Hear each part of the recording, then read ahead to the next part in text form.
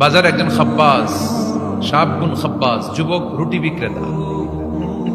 সে রুটি বিক্রি করে, চুলার মধ্যে রুটি সেকে। সে যে সালাম দিল, আসসালামু আলাইকুম, যুবক বলে ওয়ালাইকুম আসসালাম।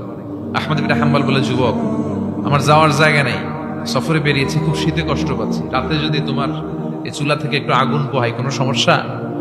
যুবক বলে, না না সমস্যা না, আহলান ওয়া সাহলান, খোর সামনে আসেন আসেন, আপনি আগুন পোহাইলে আমার সমস্যা কি? সুবহানাল্লাহ পড়েন। আল্লাহ শুকরিয়া করে উনি বসলেন আর আগুন পোহাচ্ছেন। আর খেয়াল করলেন যুবক রুটি বানায় আর পরে আস্তাগফিরুল্লাহ, রুটির দলা বানায় পরে আস্তাগফিরুল্লাহ, খামির বানায় আর পরে আস্তাগফিরুল্লাহ, রুটি নিয়ে উনুনের ভিতরে চুলার ভিতরে সেকা দেয় আর পরে আস্তাগফিরুল্লাহ। দোকানদারের কাছে কেউ আসলেই সে রুটি দেয় আর পরে আস্তাগফিরুল্লাহ। ক্রেতার কাছ থেকে টাকা নিয়ে ক্যাশ বক্সে রাখে আর কি পড়ে? আবার রুটি বানানো শুরু করে আর কি পড়ে? খালি এটাই পড়তেছে। ইমাম আহমদ ইবনে হাম্বল তো অবাক, কিরে এটা আবার কেমন যুবক, খালি আস্তাগফিরুল্লাহ। উনি প্রশ্ন করলেন, যুবক ঘটনা কি? আসার পর থেকেই তোমার দেখতেছি তুমি রুটি বানাও, রুটি বিক্রি করো আর পড়ো আস্তাগফিরুল্লাহ, মালাকা ইয়া শাবাব। যুবক বলে, আস্তাগফিরুল্লাহ আমার সবচেয়ে বেশি পছন্দের আমল, আমি সব সময় আঠার মতো ইস্তেগফারের সাথে লেগে থাকি আর সব সময় পড়তে থাকি আস্তাগফিরুল্লাহ, আর এর বদৌলতে আল্লাহ আমারে মুস্তাজাবুদ দাওয়া বানিয়ে দিয়েছে। সুবহানাল্লাহ।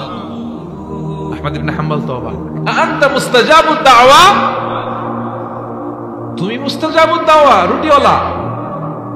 আমি এত বছর হাদিস পড়াই, আমি তো মুস্তাজাবুদ দাওয়া না, আর তুমি রুটি বেচো বাজারে, তুমি মুস্তাজাবুদ দাওয়া, তুমি দোয়া করলে সব কবুল হয়ে যায়? যুবক বলে, না আমরা মুস্তাজাবুদ দাওয়া, আমি আমার জীবনে যত দোয়া করেছি কবুল করে নিয়েছে কে? আল্লাহ। সব দোয়া কবুল করে নিয়েছে আল্লাহ, একটা দোয়া ছাড়া। কয়টা? আহমদ ইবনে হাম্বলের কৌতূহল, কিউরিয়াসিটি আরো বেড়ে গেল, কি সব দোয়া কবুল হয়েছে একটা দোয়া ছাড়া? মাযালিকা দুআ ইয়া শাব, কি সেই দোয়া? যুবক এবার বলতে শুরু করলো, আমার জীবনে যে দোয়াটা আল্লাহ কবুল করে নাই সেটা হচ্ছে আমি আল্লাহর কাছে অনেক চেয়েছি, অনেক দোয়া করেছি যে আল্লাহ, শুনেছি এই জামানার সবচেয়ে বড় মুহাদ্দিস, তার নাম নাকি ইমাম আহমদ ইবনে হাম্বল, আল্লাহ তোমার কাছে আমার চাওয়া আমি যেন এই ইমাম আহমদ ইবনে হাম্বলের দেখে মরতে পারি। সুবহানাল্লাহ। আমি যেন ইমাম আহমদ ইবনে হাম্বলের হাতে হাত রেখে মুসাফা করতে পারি আর তার কপালে একটা চুমু এঁকে দিতে পারি। আহমদ ইবনে হাম্বল আবেগপ্রবণ হয়ে গেলেন, চোখের পানি ছেড়ে দিলেন, বললেন, যুবক তোমার এই দোয়াটাও কবুল হয়ে গিয়েছে। আহমদ ইবনে হাম্বলের দেখা সাক্ষাৎ পাওয়ার জন্য আহমদ ইবনে হাম্বলের বাড়িতে তোমার যাওয়ার দরকার নাই, আহমদ ইবনে হাম্বল তোমার দরবারে ছুটে এসেছে। আনা আহমদ ইবনে হাম্বল মুহাদ্দিসুদ দাহর, আমি নিজেই আহমদ ইবনে হাম্বল। যুবক তো চোখের পানি ছেড়ে দেয়, আহমদ ইবনে হাম্বল চোখের পানি ছেড়ে দেয়। যুবক চিৎকার মেরে ইমাম আহমদ ইবনে হাম্বলকে জড়িয়ে ধরে, হাতে হাত রেখে মুসাফা করে, কপালের মধ্যে চুমু খায় আর আল্লাহর শুকরিয়া করে বলে, ও ইমাম, আসলে এই দোয়াটাও আল্লাহ আজকে কবুল করে নিল। বিশ্বাস হয় সবসময় ইস্তেগফার পড়লে আপনার দোয়াগুলোর এইভাবে কবুল করে নিবে কি? এই পাঁচটা জিনিস পাবেন সবসময় যদি ইস্তেগফারের সাথে লেগে থাকেন। রাজি আছেন তো? এজন্য বিশ্বনবী সব সময় নামাজে সালাম ফিরানোর পরে পড়তেন আস্তাগফিরুল্লাহ। কি পড়তেন? 3 বার পড়তেন আস্তাগফিরুল্লাহ, আস্তাগফিরুল্লাহ, আস্তাগফিরুল্লাহ পড়তে রাজি আছেন? ইস্তেগফারের অনেকগুলো আলফাজ আছে, সবচেয়ে ছোট ইস্তেগফার হচ্ছে এটা, আস্তাগফিরুল্লাহ, আস্তাগফিরুল্লাহ। আরো আছে আস্তাগফিরুল্লাহ আল্লাযী লা ইলাহা ইল্লা হুয়াল হাইয়ুল কাইয়্যুম ওয়া আতুবু ইলাইহি। বিশ্বনবী বলেন, এই ইস্তেগফারটা যদি কেউ পড়ে, আত-তাওয়াল্লি মিন ইয়াউমিজ যাহফ, যুদ্ধের ময়দান থেকে পালিয়ে আসা কবিরা গুনাহ। কি গুনাহ? কাফেরদের সাথে যুদ্ধ, আমি তাগড়া যুবক, তলোয়ার নিয়ে নেমেছি, আমার দেহের এক ফোঁটা রক্ত থাকা পর্যন্ত আমি যুদ্ধ চালিয়ে যাব, আমি ফিরে আসতে পারবো না, আইনটা কার? ফিরে আসলে কবিরা গুনাহ। বিশ্বনবী বলেন, যুদ্ধের ময়দান থেকে ফিরে এসেছে এরকম কবিরা গুনাহ অবলম্বনকারীও যদি আস্তাগফিরুল্লাহ আল্লাযী লা ইলাহা ইল্লা হুয়াল হাইয়ুল কাইয়্যুম ওয়া আতুবু ইলাইহি পড়ে, ওই কবিরা গুনাহকারীকেও ক্ষমা করে দিবে কে? করতে রাজি আছেন তো?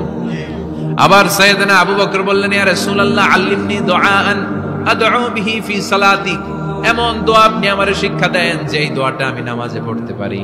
বিশ্বনবী বললেন, পড়ো আল্লাহুম্মা ইন্নী যালামতু নাফসি যুলমান কাসীরান ওয়া লা ইয়াগফিরুয যুনুবা ইল্লা আনতা ফাগফিরলি মাগফিরাতাম মিন ইনদিক ইন্নাকা আনতাল গফুরুর রহিম। সুবহানাল্লাহ পড়েন, এটাও ইস্তেগফার। আমরা এটার বলে দোয়া মাসুরা, সালাম ফেরানোর আগে পড়ি না? যেখানেই ক্ষমা চাওয়ার কথা আছে ওইটারই কি বলে?